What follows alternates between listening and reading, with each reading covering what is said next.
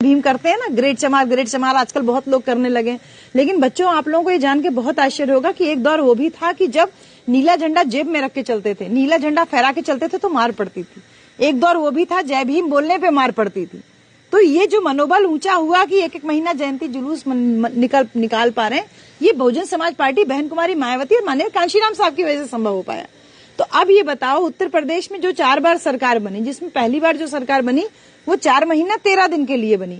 1995 में बहन जी पहली बार मुख्यमंत्री बनी। जो पहली बार की सरकार बनी उसमें 1,08,848 यानी करीब 1.25 लाख सफाई कर्मचारियों का भर्ती हुआ।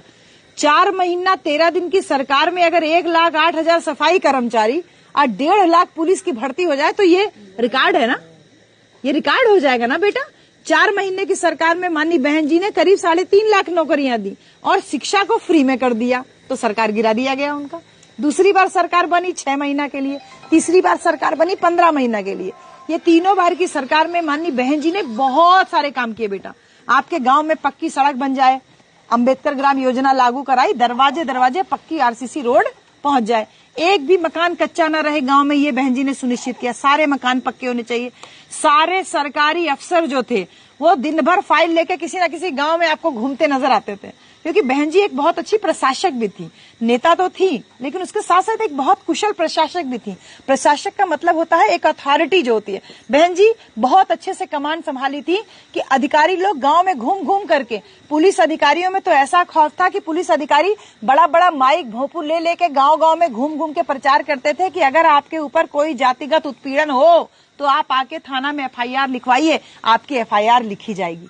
ऐसा बहन जी ने बताइए, डीएम एसपी जो है माइक ले लेकर के हम लोगों की बस्तियों में घूम घूम के प्रचार करते थे। बेटा वो दौर भी था जब हम लोगों के ऊपर जाति वाले अत्याचार होते थे लेकिन हिम्मत नहीं पड़ती थी एफआईआर लिखने की। बहन जी ने कहा कि जाओ गांव के बीच में जाके ऐलान करो कि सबका एफआईआर लिखा जाएगा।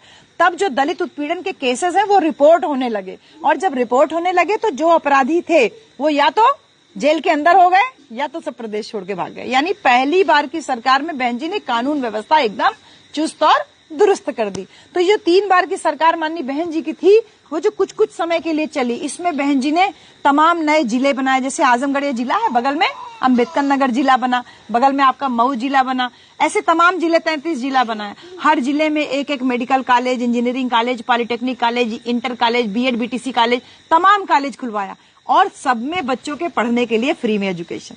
आज देखते हैं ना बेटा, 80 करोड़ जनता को फ्री में राशन दे रहे हैं हम। 5 किलो विज्ञापन दिखता है आपको, बड़ा बड़ा विज्ञापन दिखता है, 5 किलो फ्री में राशन का विज्ञापन दिखता है। हमें राशन चाहिए कि हमें एजुकेशन चाहिए? एजुकेशन चाहिए ना फ्री में। हमारी बहन जी ने फ्री में हमको एजुकेशन दिया। कहा जब पढ़े लिखे रहोगे, अपने पांव पे खड़े रहोगे तो साल भर का राशन एक ही महीने की तनख्वाह में खरीदने लायक रहोगे ना। तुमको किसी के सामने 5 किलो के लिए हाथ नहीं पसारने की जरूरत पड़ेगी। तो बहन जी ने अपनी सरकार में सबको फ्री में एजुकेशन दिया। सरकार गिर गई, लेकिन जब चौथी बार की सरकार बनी बच्चों, वो सरकार बनी पूरे 5 साल के लिए। और जब 5 साल के लिए सरकार बनी तो बहन जी ने ये कहा कि अब मेरे मन में जो थोड़ा सा डर था कि कहीं मेरी सरकार गिरा न दी जाए। जो चौथी बार की सरकार थी वो पूरी बहुमत की सरकार थी, तो बहन जी ने कहा पूरी बहुमत की सरकार है, अब मेरी सरकार को कोई गिरा नहीं सकता है। तो अब मैंने जो फैसले सोचे हैं जनता के हित के लिए, समाज की भलाई के लिए, उत्तर प्रदेश के विकास के लिए, एक मॉडल बनाने के लिए, ये सारे फैसले, ये सारे कार्य मैं अब इस सरकार में कर सकती हूँ। और बहन जी ने कुर्सी संभालते ही 5.5 लाख बैकलॉग भर्तियां, एससी ओबीसी माइनॉरिटी समाज की तमाम भर्तियां खाली पड़ी थी, लेकिन कोई सरकार उन भर्तियों को कर नहीं रही थी। बहन जी ने कहा 3 महीना के अंदर 5.5 लाख भर्ती निकली है, समूह गांव और घा की, कहा सारी भर्तियां पूरी करो। हड़कंप मच गया। अब जल्दी जल्दी में विज्ञापन निकाला गया, जल्दी जल्दी कहीं इंटरव्यू, कहीं रिटर्न, कहीं कुछ, फटाफट करके 5.5 लोगों को नौकरी मिली। इसके साथ 69,000, 72,000, करीब 2.5 लाख टीचरों की भर्ती। और बहन जी जो medical college, engineering college, BEd BTC college, तमाम कॉलेज जो खुले थे, इनमें भी तो नौकरियां निकली ना, इनमें भी तो डॉक्टर, इंजीनियर, प्रोफेसर भर्ती हुए। तो कुल मिला के बहन जी की सरकार में 12.5 लाख नौकरियां, ये रिकॉर्ड है आज तक का बेटा। पूरे देश भर की किसी भी प्रांत की कोई भी सरकार आज तक इतने बड़े पैमाने पर नौकरी नहीं दे पाई। और हमारी बहन जी को लोग क्या कह करके बोलते हैं, उनका डाउन करने की क्रेडिट जो है उनको डाउन करने की कोशिश करती है। अरे बहन जी तो बाहर नहीं करती, बहन जी तो कुछ बोलती नहीं, मेरी बहन जी ने 12.5 लाख आप लोगों को नौकरी दी है बेटा। आपके गांव में भी एक आध सफाई कर्मचारी, एक आध 2 टीचर होंगे, एक आध पुलिस होंगे हर गांव में। अब हर गांव में मिलते हैं। ये बहन जी का ही सपना था कि हर गांव में नौकरियां हो, जिससे कि गांव में जो और बच्चे हैं उनको पढ़ने लिखने के प्रति प्रोत्साहन हो। अब बताओ बेटा, नौकरियां दी। इसके साथ साथ जो बहन जी ने कहा कि जो गांव में रहने वाले गरीब लोग हैं, जो दूसरे के खेत में मजदूरी कर रहे हैं, आपको जमीन का मालिक बनाया। 1 बीघा से 3 बीघा तक का जमीन पट्टे पे दिलवाया। तो आज आप लोग के घर में जो 1 बीघा, 2 बीघा, 3 बीघा जमीन है आपके पापा लोगों के पास, दादा लोग के पास, ये माननीय बहन जी की देन है बेटा। 3 बीघा तक का जमीन पट्टे पे दिया, जमीन का हमको मालिक बनाया।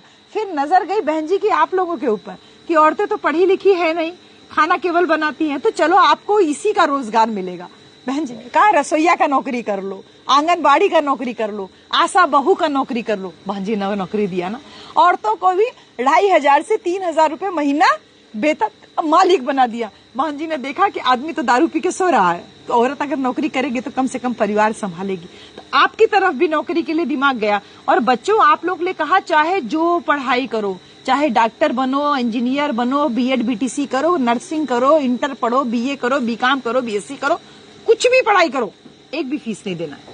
सारा एजुकेशन बहन जी ने फ्री में कर दिया। इसके साथ साथ कानून व्यवस्था को चुस्त और दुरुस्त कर दिया। बड़े बड़े रसूख वाले जो बड़े बड़े मवाली थे,